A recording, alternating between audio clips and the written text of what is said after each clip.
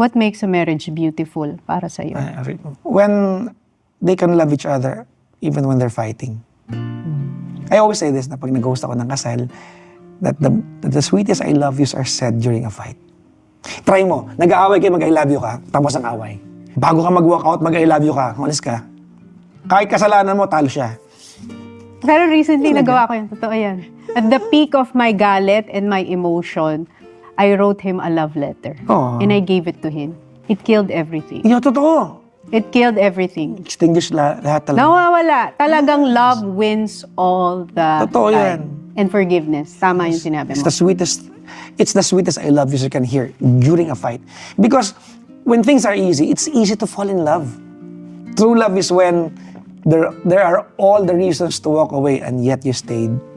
When you find the right person, it's just beautiful to surrender things to that person. Doesn't mean na he or she is better than you. Because love is surrender. Pagsuko ang pag-ibig.